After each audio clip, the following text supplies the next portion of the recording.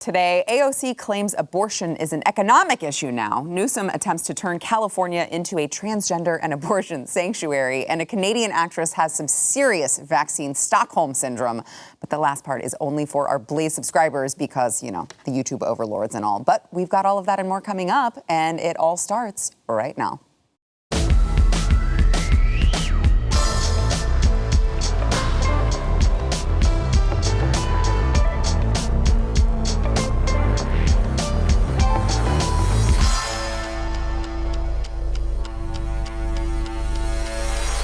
Welcome to the news and why it matters. I am Sarah Gonzalez, and it's gonna be a fun show today because number one, it's Friday, and number two, we've got a full table. We've got Alex Stein, BlazeTV contributor and host of Conspiracy Castle, who really likes dabbing, and I don't know why, because dabbing that was a long time ago. 2016, when Trump was president, the good old years, the good old days. Good gosh, does it seem like the good old days. Also joined by BlazeTV contributor John Doyle, also host of Heck Off Commie, which I'm told occasionally provides content. So make sure to subscribe because you don't want to miss the one time a year where he puts out anything. And also joined by a reporter from the Daily Caller, Jorge Ventura, or if you are white, his name is George. Thank you for that. And tell us about your relationship with Laura Ingraham. You know, they were texting after their last interview. He doesn't Wait, want to what? say This is like he has no filter. Yeah, he doesn't understand. Like sometimes you just don't bring something Come up on, on air. Alex. Well, she did date Keith Olbermann, so I just don't want her to take advantage. You're a handsome young man. You're Thank doing you. good work. I could just see her. You are doing good work. Yeah, and she just wants to take advantage of you. And if she's with Keith Olbermann, she shouldn't be with Jorge Ventura. So. Well, thank you, Maybe Alex. she's I looking- like, I'm I protecting appreciate you. your concerns. I'm protecting you. Thank All Sarah. right, I could make We this need up. to add him to our podcast. I mean, he's like very good at what he does. We actually, you're right. We do need to add him to the All Gossip Matters podcast for sure. So I guess we'll get to like the actual news of the day.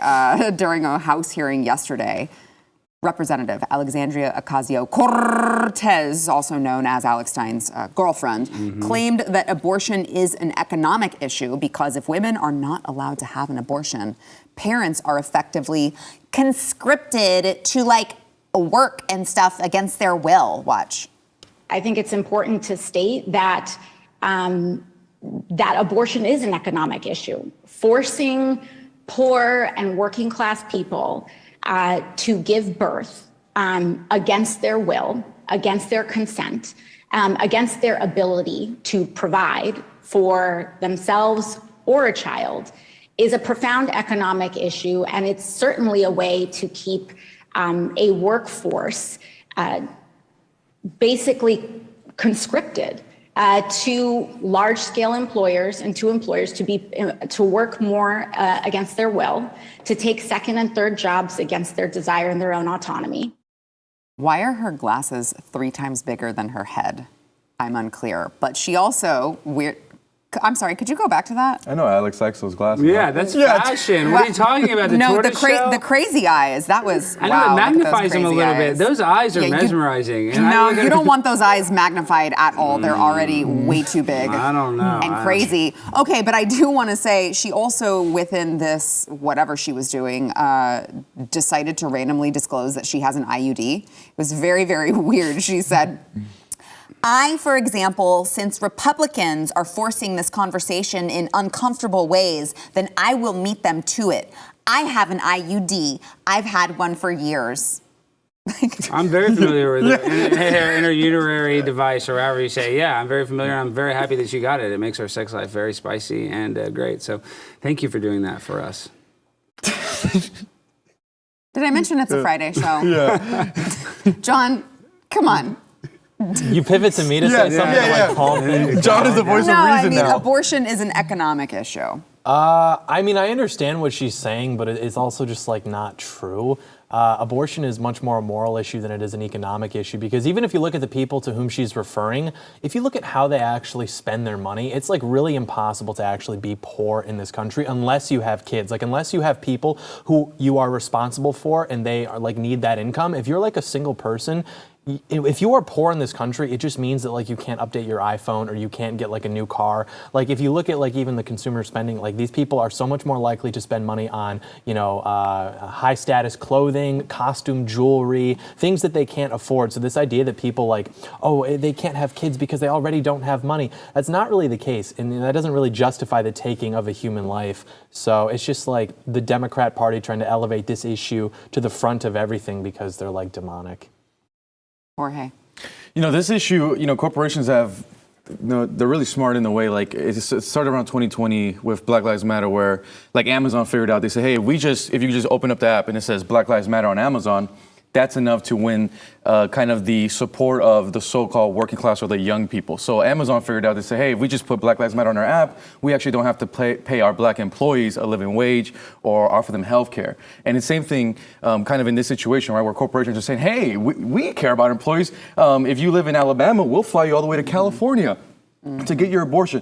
The reason corporations do that is not because all of a sudden they care about people. First of all, Americans are not even on living wages. If you look at the stats, they do that because they need you back in the factory. Amazon doesn't want you to be raising a family for a year. They need you back to being a slave. Yeah, what's gonna cost the corporation more to go get you an abortion or 3 months of maternity leave? Right. So for them, it's a genius move, and then they kind of get they kind of put a fake costume of the social justice cause. So for corporations, they figured out this amazing loophole, and I guess AOC, who's a progressive, who's supposed to be on the side of the working class, once again aligns with the corporations. Mm-hmm. That's a good point. Yeah. Okay. So I want to switch gears here, and this was the same hearing, by the way, during the same House hearing that AOC was speaking at. They had a Democrat witness, Dr. Kumar, a family medicine physician, and of course, abortion and trans care provider who weirdly claimed that men can get pregnant. Watch.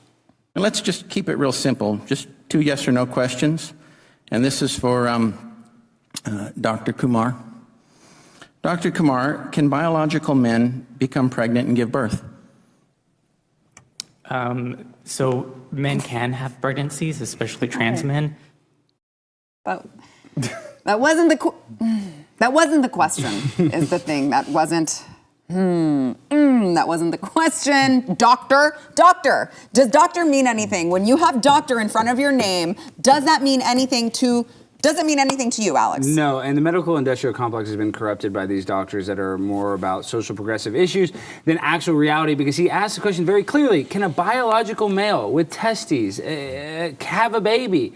And the answer is no. And in recorded history, that has never, ever, ever happened. But of course, he's like, well, yes, men can, especially trans men, insinuating that biological men can't have a baby. So we're in the upside down world where people are just full of dog caca. Yeah, I love that he said especially. Like, yeah.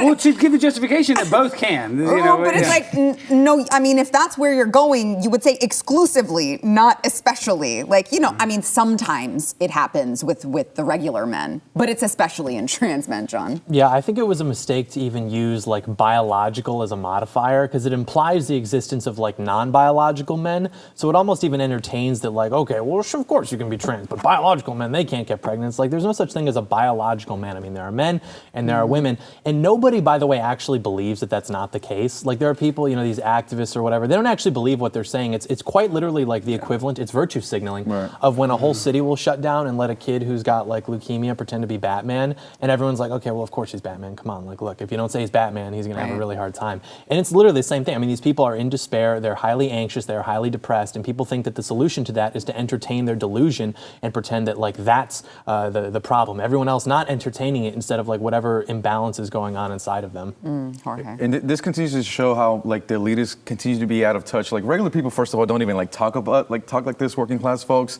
And then, having conversations like this continue, like I'm just speaking from a straight Hispanic voter perspective, continues to push folks like that towards the GOP. It's conversations like this. So this is like, I keep saying, is the biggest gift to GOP. Them doing conversations like this, it's pushing just regular folks to the right, even if they don't even want to, on these kind of cultural, social issues right now. It's so true, especially with, you watch these man on the street videos that people are doing in the inner cities and talking almost exclusively to minorities on this particular issue. And they're like, well, what are your pronouns? And they're asking a black guy what his pronouns are, and he's like, my what? Like, I don't do that. I don't talk like that. What are you talking about? Like, they are always like, no, I don't do the trans thing at all. Yeah, and I just left, South Texas at the border. It's all Hispanics. Yeah. If you even say the word pronoun, people are like, dude, just pay me a living wage, man. I want like the same. I want a good education. I want like the border closed. Like just regular folks. Like Vox just came out with this headline saying Latino voters are similar to the average American. It's like, well, that's pretty much everyone. So then, like I said, this is the biggest gift to the GOP. I think what we saw in Virginia with Youngkin is kind of a microcosm if they could capitalize on it. But Jorge, one clarification: it's not just Hispanics at the border. No, yeah. Now we have it all over the world now. Ukrainians, Afghanis, Iraqis, everybody. Yeah, terrorists who want to kill us all. It's great. Majority Hispanic. So I want to play for you too, because Jorge, I agree with you. I do think that it is. It could be a gift for the GOP. Now, I never underestimate their ability to screw things up. Absolutely. But when the Democrats continue to double down on things like this, it just gets so hard to defend them. Like after this exchange happened, and that Republican who you saw, Andrew Clyde, responded to the doctor and said men can't get pregnant. AOC just discarded it as, well, his opinion isn't reliable because he thinks January 6th was a tourist visit and he doesn't believe in climate change. Watch. The same folks who tell us and told us that COVID's just a flu, that climate change isn't real, that January 6th was nothing but a tourist visit, are now trying to tell us that transgender people are not real. And I would say that their claim is just as legitimate as all their others, which is to say, not very much at all. This is so dumb. Like, okay. Jorge's snorting over here. It's too good. I love that talking point, though. Transgender people are real. You don't think they're real. Like, no, I realize they are real people with mental illness. I see them. I see them standing in front of me. I understand that they're real.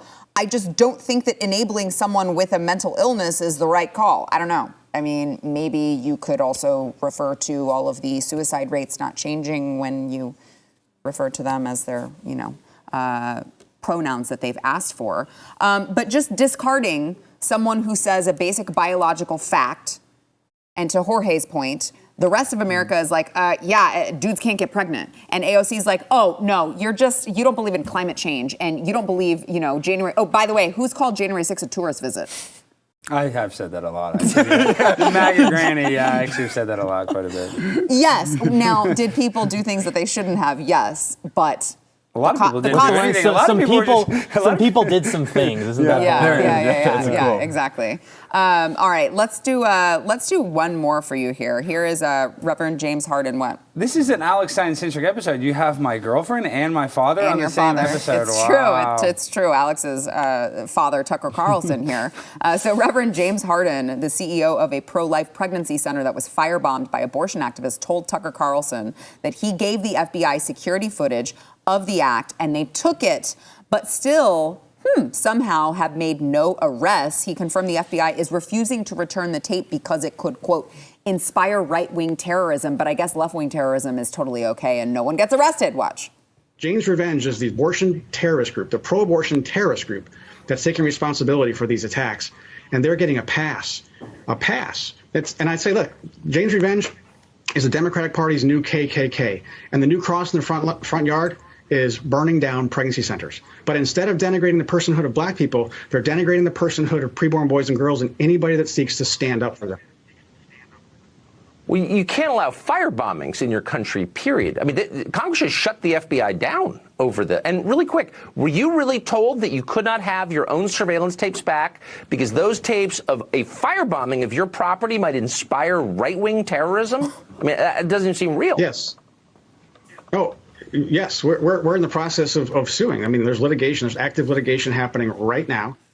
Don't worry, guys, though. The FBI is very, very busy with investigating the white supremacy that doesn't exist in this country. And don't forget all the parents at school board meetings. So thankfully, the FBI is using their resources. And, really sadly, I hate actually saying this, I like to make a joke, but I really do believe that our Department of Justice is being weaponized against the American people because these pregnancy crisis centers are trying to help, and when they get firebombed, you should treat them with the same, sort of care that you would if it was a Planned Parenthood that got bombed, but they don't do it, and it's obvious that there's a political bias within the highest form of our law enforcement, and that actually is a scary and harsh reality. Yeah, it is. It is actually getting very scary, Alex, to your point. And I know you're really usually not serious. I know, but I just hate it. It really is. I feel like, I literally feel like every day when we do this program, there is another story that we have to go over of the FBI or the DOJ completely abusing their power. And oftentimes, sometimes it's John's idol, Donald Trump, but sometimes it's just a random America's idol.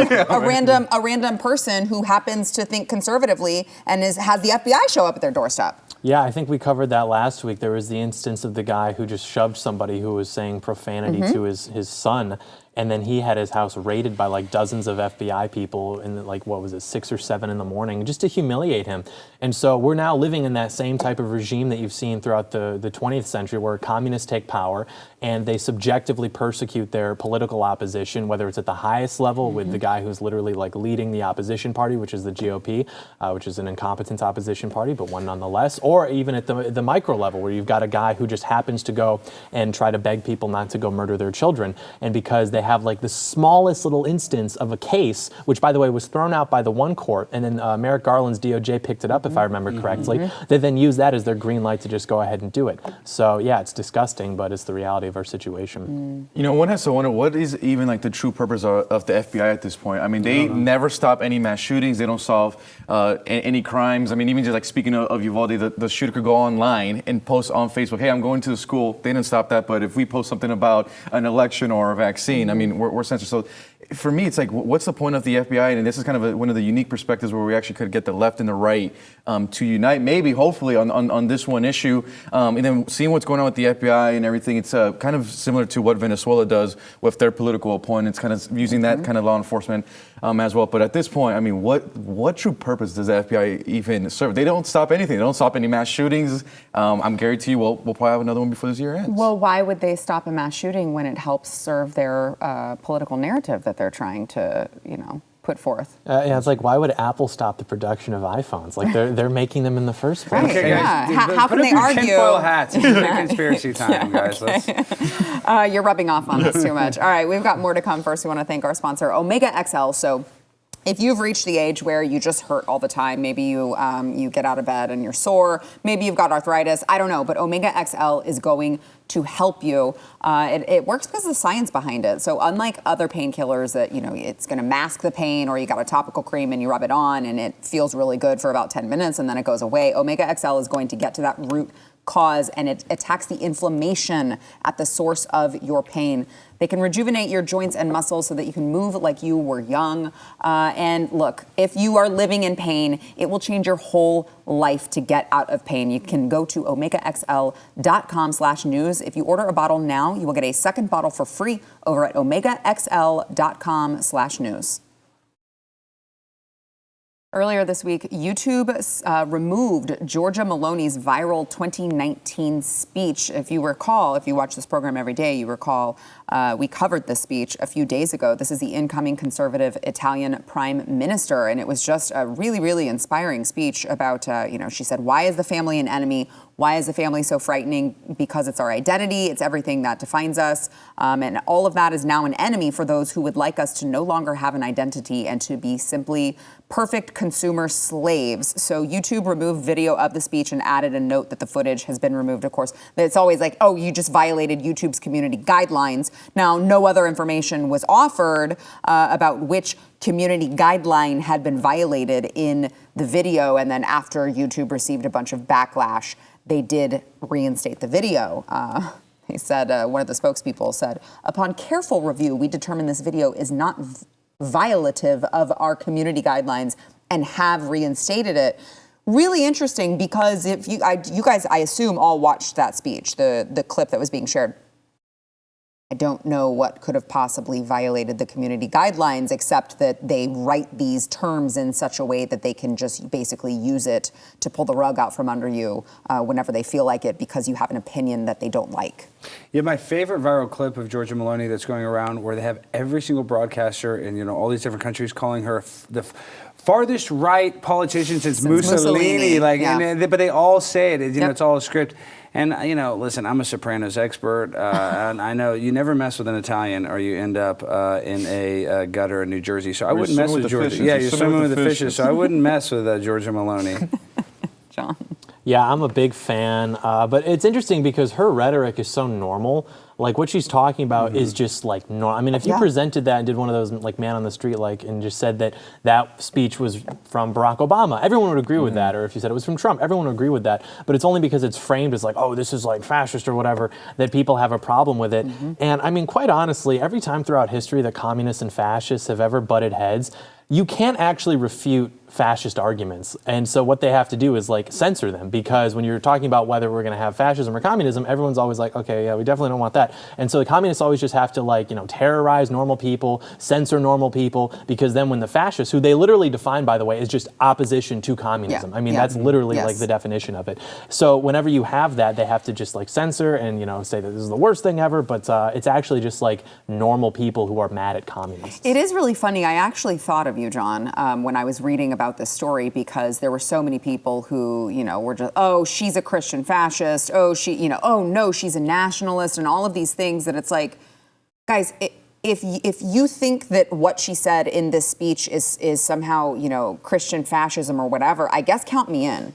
Like, you're actually you're diluting your argument by calling everyone these things, because a normal person who hears that, you're like, oh, this person's a fascist because she believes in the nuclear family and she believes that like men are men and women are women and all of these things that we all used to agree on. Yeah. And you're calling this person these names. You're kind of like, oh, okay, I guess we're all fascists then. I don't know. Well, think about it this way. We all share, presumably, every opinion that was probably held by the men who left this country to go fight fascism. But now we are fascists, even though we agree 100% on the issues that those men would have said. I mean, if you look at the polling on political issues back then, like they all would have agreed with that. But because we are aligned with that generation which fought actual fascism, we're like fascists or something like that. So it is actually true that when they say, oh, you support not having kids be called pronouns, you're a fascist, they're actually correct in the sense that like fascism is literally defined as just having the balls to more or less do what it takes to deal with communists. Yeah, so true. Jorge, I want to get your thoughts, but I also want to throw into the equation here, as we're talking about Giorgia Meloni and the YouTube censorship of Twitter. Over there on Twitter, you also can, if you go and type in her name, they appear to be shadow banning videos of her, because as you can see, if you guys are watching the program, this has yielded no results for Giorgia Meloni. It's funny, Sarah, because if she would have made a speech saying that all Italian kids could be trans, you would probably find it on YouTube recommended. They would be promoted. She would be on like New York Times and Vox. Actually hearing her speech, I don't know about you guys, but it really made me think about how far the United States has fallen. That we don't even have a leader that could put sentences like that and just talk like what John was saying. It's really just normal stuff. Like if you meet like a normal person on the street, they agree on 99% of the things she's saying about the family and stuff. So to me, it made me almost disappointed in us. And like, man, we have fallen where our president can't even put a sentence like that together, and he doesn't even talk about the family or anything like that. So anything that kind of strikes fear to that side, I'm all for, especially for populism. And I think this is great for the Italians right now. And let's see more of it. And it's also fascinating to see when this happens. Big tech, they all kind of collide together. Say, hey, you censor her, then us, then you next. So anytime you kind of see that, it's a good sign, I think. So let me ask you this then, because I was just having this conversation with Chad Prather earlier this week. Do you think that America is still the greatest country on earth? Oh, absolutely. And do you think that that we are in a descent to the point where we will no longer be? I think so. For me, one of the key moments was earlier this year, the United States actually met with China, and they met in Alaska. And China, in our face, told us that the United States could no longer speak to China from a position of power. And right there, you almost started to see the shift in dynamics where these other countries don't respect this. And then I see it at the southern border with the I mean, these people are breaking our laws in our country. It's gotten to the point where I'm at the border, migrants are literally coming in illegally. They're on FaceTime. They're on Facebook Live, like saying, hey, I just made it. Like, so even being an American has been watered down itself. Well, I can tell you why America's the greatest country. It's the only country where an illegal immigrant can break our laws coming in, and then they go to Martha's Vineyard, they get a free vacation to Martha's Vineyard, and then they can sue us and have their day in court. I don't feel like that. I don't like that Made at all. America, That doesn't great. make us great. Don King. But then to the point of the fascism and the communism, it's a weird world we live in. Having national pride, you're a Nazi. So that's where we're at. Yeah. What do you think, John? I don't think it is, and I think we'd be kidding ourselves to say otherwise, but I think that it could be, and that's very important. I think that if we actually got our act together, it wouldn't even be a contest. We wouldn't even have to have this conversation, but we've fallen so far by every metric by which you would try to measure like an actual good country, but this country still has that spirit. This country was built upon excellence, upon manifest destiny. We conquered the frontier, the savage people, we really built the greatest country, and I think we got too comfortable with the decadence and we allowed ourselves to be co-opted by nefarious forces, but we still have that founding stock of Americans here who could make that country the same again. And don't forget American football. We're the only country with football, so we're number one because it's like that meme. It's like everyone else is playing soccer. America invents a sport, always the champion. No one else wants to play. I don't know. I find it interesting to think about, and I don't know who would be if someone asked me, well, if we're not the greatest country, then who? And I was like, I don't know that I can answer that offhand, but I just know that John already has an answer. I would probably say China, to be honest. What? See, but Dude, but all their stuff is cheap knockoff crap. No, but listen, no. But I do have a question. So, and I know we got to take a break in a second. But so, what metrics would you say make them great? Because for me, part of the measuring greatness is the freedoms and the liberties and all of that, and the individualism and that. So, I mean, China has a bunch of people in re-education camps and sterilizing people. We have Kid Rock. So, and I'm not saying I disagree. I'm not saying I disagree or agree. I'm just trying to play devil's advocate here. Yeah, so I think China does have a large amount of political crackdown, as we do as well. The difference is, though, Chinese people fundamentally don't really want those freedoms. They actually view individualism to be a bizarre concept. I mean, they are fundamentally a collectivist society. And Americans really don't understand that because we're so locked into our own frame of reference. I just think that they're a country that can get things done. I mean, this is a country that has an ancient history and an ancient culture from which to derive, and America is still a relatively young country. And so these changes that have happened so rapidly for us since, we were introduced with technology, we've been able to adapt more quickly, but we're also kind of unsustainable. I kind of think about it like, you're playing Jenga and we have this very tall tower, but it's not very stable. Whereas China, it took them longer to industrialize and to become more comfortable with this technology. But now that they have that more solid foundation, they're now going to overtake us in terms of the biggest economy. And so I also think it's important for them to have a stage or a place on the world stage because since they're traditional, they are more willing to resist some of America's more negative cultural exports to the rest of the world. Like, for example, it's a big argument on the right to make fun of like LeBron James or John Cena or Top Gun because they removed the Taiwanese flag or something like that. Little things like that to appeal to the Chinese market. But if it weren't for that Chinese market, which is worth a lot of money, we would have had transgender James Bond by now. We would have had all sorts of worse cultural changes in our movies and things like that because that's who we are as Americans right now for whatever reason. But because countries like China exist and they're more traditional and they won't play ball like that, it's actually kind of keeping everything at bay for the time being. I had to make this point. China has a Yulin Dog Meat Festival. Every year during the summer solstice, they kill and eat dogs. I love animals. We don't do that here in America. We win. They don't chop kids' off, and we do that in America. I'd rather. Well, there it was. All right, on that note, I'm going to give John the swear jar, and we're going to go to break. We'll be right back. Sorry. I mean, for party great rock. point, actually. That is a good point.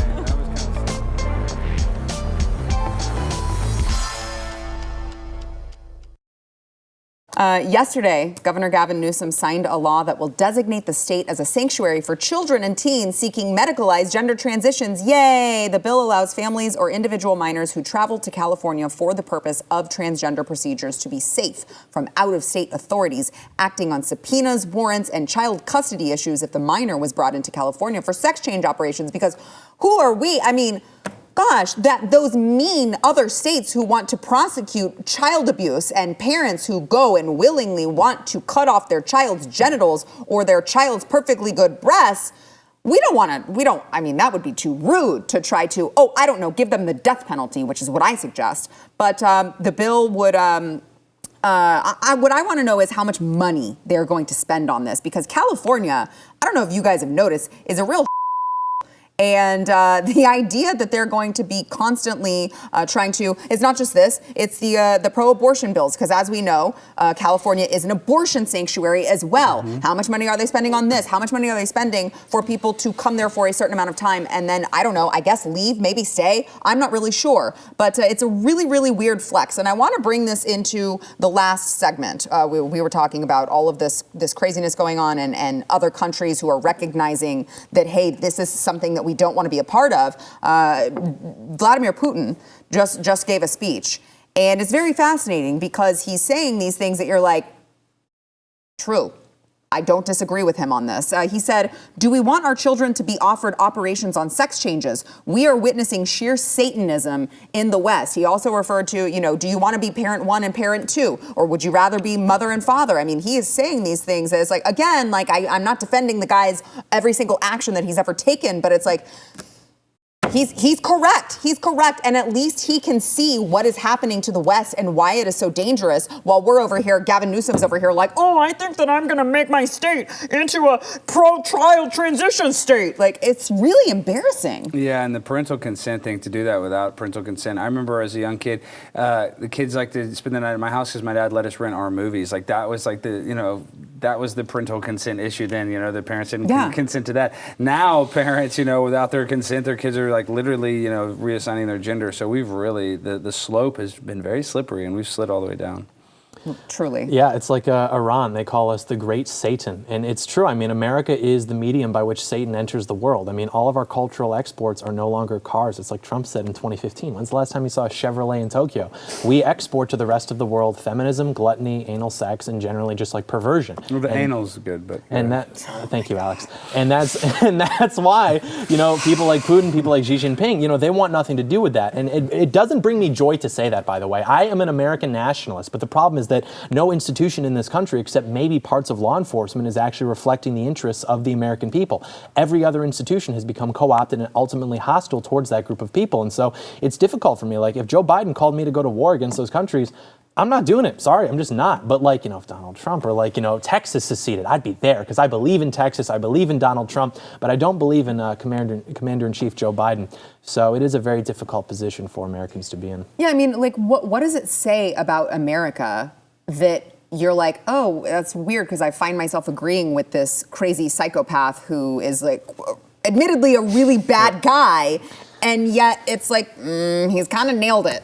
I mean, that's what they think of us. It's like John's saying, it's our cultural exports. We're just literally delivering them OnlyFans and transgenderism and things of that nature. I'm for folks who don't know, my home state is California with Gavin Newsom. Sorry about that. So when I hear these bills being passed, it's like, dude, we're all drowning. Like, the whole middle class is like drowning in debt, and we're like, can we just get affordable living and public safety?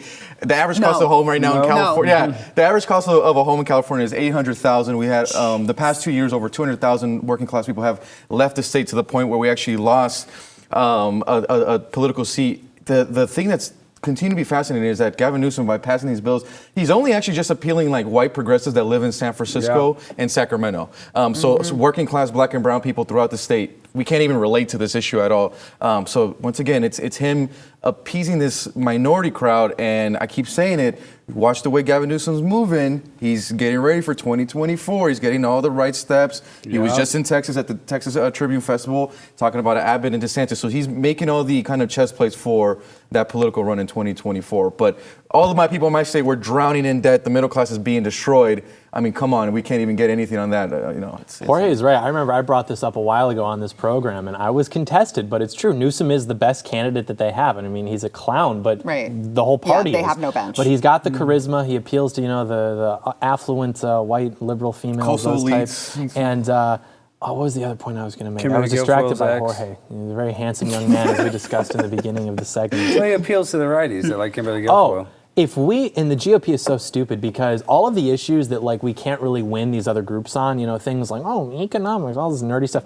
Yeah. The issues that we win with independents and non-white people are like social issues. So if we appointed like the girl who runs Libs of TikTok to whatever the highest point of advertising is for the RNC, you would win those voters. I mean, literally just showing them this is what they're doing, by the way, and they would just be like, oh man, I mean, that's kind of up, Holmes. I mean, excuse me. And then they would vote for you. That thing needs to be full before you leave the studio. Sorry. You know, the most offensive part wasn't even the language. It was that I felt compelled to use that language when doing an impression of a brown person. So for that, I apologize. We're going to take a break. Yeah. I love that. We'll be right back. Sorry.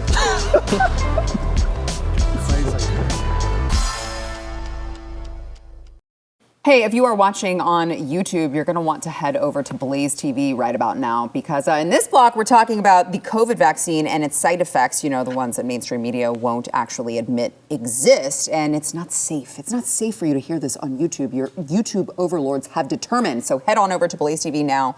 You won't want to miss it. By the way, use promo code NEWS for some savings if you are not already a subscriber.